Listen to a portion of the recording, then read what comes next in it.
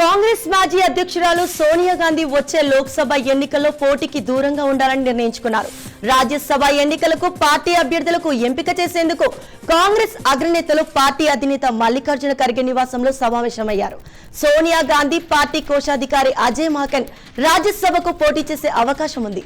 హిమాచల్ ప్రదేశ్ నుంచి ఖాళీ అయ్యే స్థానం నుంచి పోటీలో సోనియా గాంధీ పేరు ప్రముఖంగా వినిపిస్తోంది.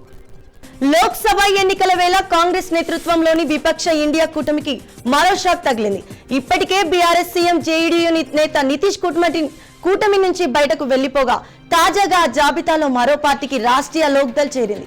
బీజేపీ నేతృత్వంలోని ఎన్డీఏ కూటమిలో చేరుతున్నట్టు ఆర్ఎల్డీ పార్టీ అధినేత జయంత్ చౌదరి ప్రకటించారు. జయంత్ చౌదరి తాత మాజీ ప్రధాని చౌదరి చరణ్ సింగ్ కు కేంద్ర ప్రభుత్వం ఇటీవల భారతరత్న ప్రకటించిన నేతృత్వంలో ఆర్ఎల్డీ ఎన్డీఏలో చేరనున్నదనే ప్రచారం విస్తృతంగా జరిగింది.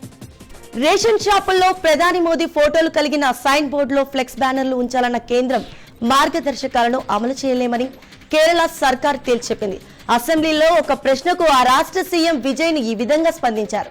లోక్సభ ఎన్నికలు దగ్గర పడుతున్న వేళ ఇలాంటి ప్రచారం చేయనమనడం బీజేపీ ఎన్నికల ప్రచారంలో భాగమేనని, దీనిపై మేము కేంద్రాన్ని ప్రశ్నిస్తామని, ఎన్నికల సంఘాన్ని సంప్రదించే ఆలోచన చేస్తామని తెలిపారు. బుల్లెట్ ట్రైన్ ప్రాజెక్ట్ సంబంధించిన ఓ ఇంట్రెస్టింగ్ వీడియో కేంద్ర రైల్వే శాఖ మంత్రి అశ్విన్ వైష్ణవ్ ఎక్స్ వేదికగా పోస్ట్ చేశారు.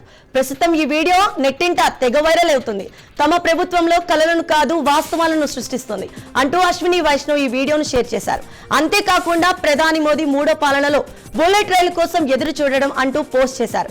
ఈ బుల్లెట్ ట్రైన్ గంటకు గరిష్టంగా 320 కిలోమీటర్ల మేర వేగంతో దూసుకుపోతుంది. అలాగే 2 గంటల్లో 508 కిలోమీటర్లు ప్రయాణించనుంది. నదులపై 24 వంతెనలు నిర్మిస్తున్నట్లు స్పష్టమవుతుంది. చెన్నై హైదరాబాద్ మధ్య, చెన్నై కోల్కతా మధ్య ప్రయాణ సమయాన్ని తగ్గించడంలో సహాయపడే 2 రైల్వే లైన్ల డంప్లింగ్ ప్రాజెక్టులను గ్రీన్ సిగ్నల్ ఇచ్చింది. తద్వారా మరిన్ని రైళ్ల ఈ మార్గంలో తీసుకొచ్చేందుకు అవకాశం ఏర్పడుతుంది.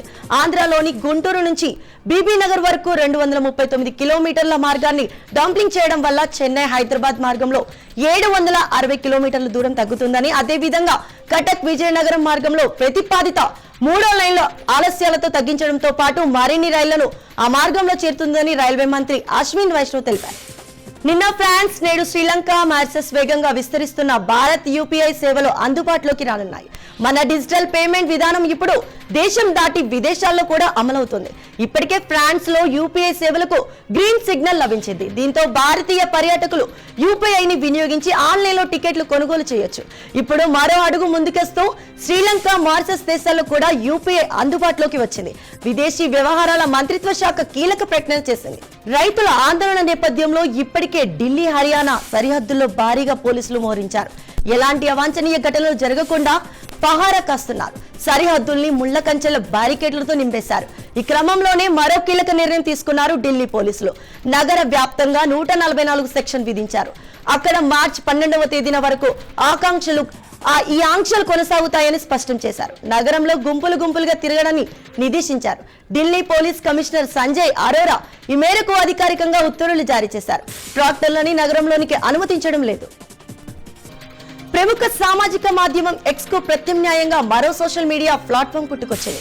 బ్లూ స్కై పేరుతో ట్విట్టర్ మాజీ సీఈఓ జాక్ డోర్సీ ఈ సామాజిక మాధ్యమాన్ని అందుబాటులోకి తెచ్చారు. అకౌంట్ పోర్టబిలిటీ లాంటి వినూత్న ఫీచర్లను ఆఫర్ చేస్తున్న బ్లూ స్కై ఒక రకంగా ఎక్స్ కు ప్రతిరూపమే.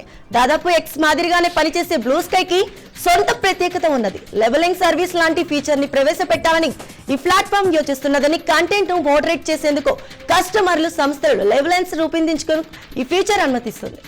దేశ అత్యున్నత పౌర పురస్కారం భారతరత్నకు ఎంపికైన బీహార్ దివంగత మాజీ ముఖ్యమంత్రి కర్పూరి ఠాకూర్ కుటుంబ సభ్యులను ప్రధాని నరేంద్ర మోడీ సోమవారం కలుసుకున్నారు.